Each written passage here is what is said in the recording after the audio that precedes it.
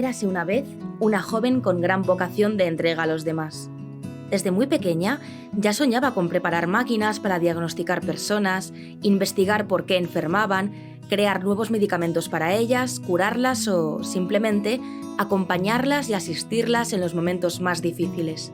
Para ello, desde pequeña, tuvo que estudiar duro.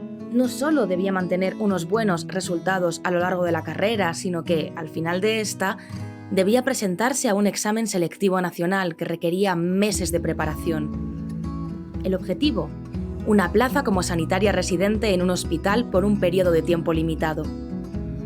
Y lo logró. Consiguió su plaza, aunque pronto cayó en la cuenta de que no todo era un sueño. Para ella, aunque cada día podía ser emocionalmente agotador, su trabajo la llenaba, y la posibilidad de aplicar sus conocimientos para ayudar a sus pacientes la reconfortaba enormemente. El problema era otro, eran las condiciones laborales que padecían desde hace años los residentes como ella. Continuamente se producían abusos y vulneraciones de sus derechos por parte de su servicio en el hospital. Normalmente trabajaba las extenuantes jornadas de más de 24 horas seguidas, siendo obligada a quedarse al día siguiente a trabajar sin poder disfrutar del descanso reglamentario.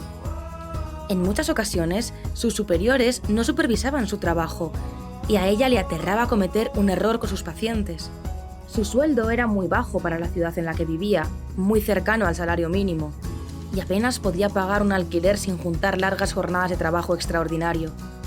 Se abusaba de su trabajo obligándole a hacer horas extra, guardias localizadas sin cobrar o disposición total para cubrir en cualquier momento la baja de algún compañero.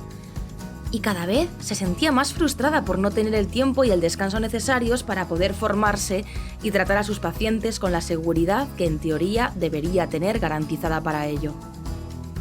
Al principio, a ella se le hizo entender que era el precio que debía pagar por su vocación, pero poco a poco fue variando esta perspectiva.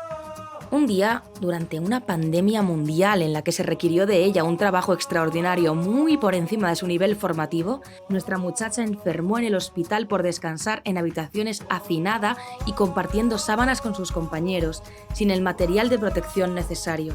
Fue entonces cuando, estando de baja, sin poder complementar su salario con las guardias, y viendo que así apenas llegaba a fin de mes, decidió poner punto y final a esta situación.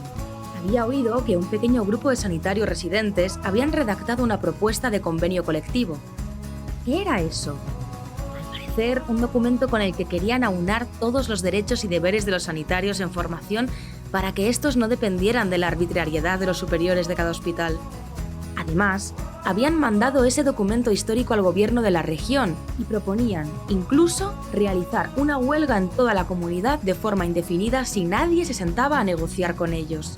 Al principio, a ella, todo le parecía una auténtica locura, pero quizá el cansancio, quizá el desencanto o quizá su propia vocación la llevaron a desprenderse de las ideas inconscientes que la ataban y justificaban unas condiciones de trabajo pésimas, y comenzó a organizar con sus compañeros una protesta en toda la región. En un primer momento, la mayoría de sus compañeros eran reticentes a las propuestas. No querían arriesgarse a ser señalados por reclamar sus derechos y que ello pudiese influir negativamente en su carrera profesional. Poco a poco, y a pesar de las fuertes amenazas que recibían, cada vez eran más los que se levantaban para luchar. La prensa se hacía cada vez más eco de sus reivindicaciones y prácticamente ya no había dudas de que la protesta, si el gobierno no negociaba, sería todo un éxito. Y así fue como los responsables máximos de sanidad de la región abocaron a todos los residentes a una huelga indefinida. Su estrategia del miedo falló. Su arrogancia los llevó a no darse cuenta que estaban solos. La movilización fue total. Allí estaban todos, los enfermeros, los químicos, los biólogos, los psicólogos, los radiofísicos, los farmacéuticos y, por supuesto, los médicos. Nuestra chica se emocionaba al ver las calles llenas de gente apoyándoles en las manifestaciones. Por fin nadie les pararía, porque sin derechos laborales, los residentes paralizarían los hospitales.